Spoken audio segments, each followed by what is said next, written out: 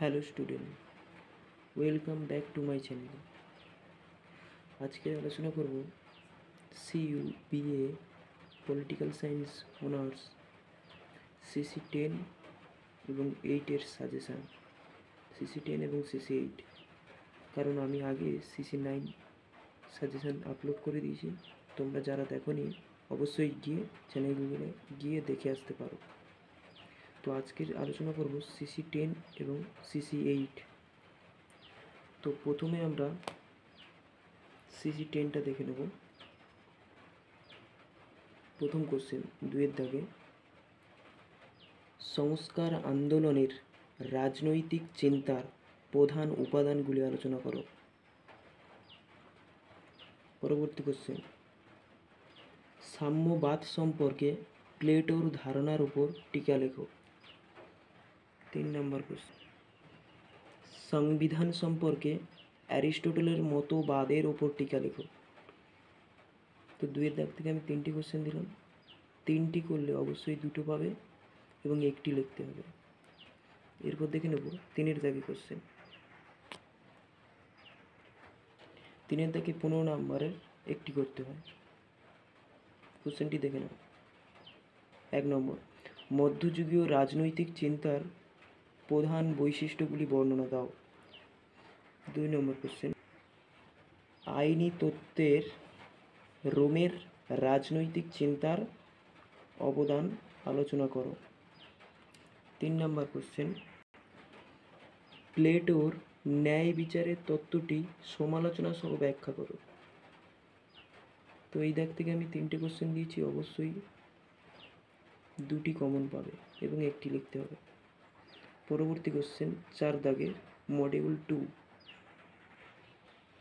4 দাগে মডিউল 2-এ একটি করতে হয় 10 নম্বর, 2টি থাকে।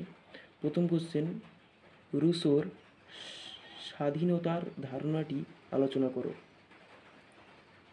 দ্বিতীয় কোশ্চেন, সার্বভৌমিকতার সীমাবদ্ধতা বিষয়ে বোঁদার চিন্তার অবদান আলোচনা করো। এরপর দেখব লাস্ট দাগের কোশ্চেন, 5 দাগে। এখানে একটি করতে হয় 15 নম্বরের। তো কোশ্চেনটি দেখো। 1 দাগে, হবস চরম সার্বভৌমিকতার একজন প্রবর্তক ছিলেন, উক্তিটি ব্যাখ্যা করো।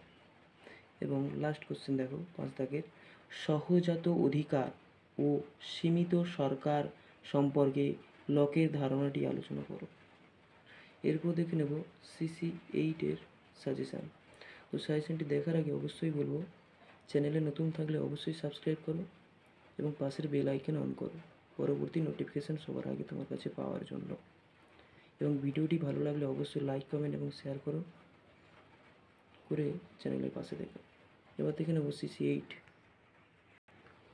সিসি 8-এর 2-এর দাগে মডিউল 1 কোশ্চেন দেখো। 2-এর দাগের 1, পুঁজিবাদের সংকটের উপর নরেন্দ্র দেবের ধারণাটি ব্যাখ্যা করো।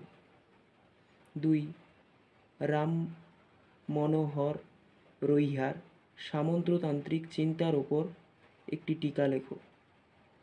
পরবর্তী কোশ্চেন 3-এর দাগে, এটি একটি করতে হয় 15 নম্বর, ঔপনিবেশবাদ ও জাতীয়তাবাদের ওপরে ইকবালের দৃষ্টিভঙ্গি বিশ্লেষণ করো।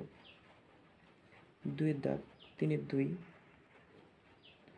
জয়প্রকাশ নারায়ণের মতে গণতন্ত্রের ধারণাটি আলোচনা করো।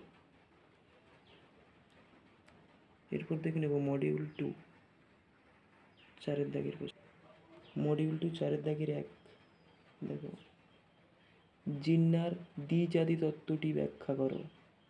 2, গণতন্ত্র সম্পর্কে নেহেরুর অভিমত ব্যাখ্যা করো। এবার দেখব 5 দাগের কোশ্চেন। তো কোশ্চেনটি দেখার আগে অবশ্যই বলবো, কোশ্চেনগুলি খুবই গুরুত্বপূর্ণ, হাতে আর টাইম নেই, অবশ্যই কোশ্চেনগুলো তৈরি করে রেখো। তো 5 দাগের 1-এর কোশ্চেন দেখো, সুভাষচন্দ্র বোসের ফ্রাসিবাদের ধারণাটি ব্যাখ্যা করো।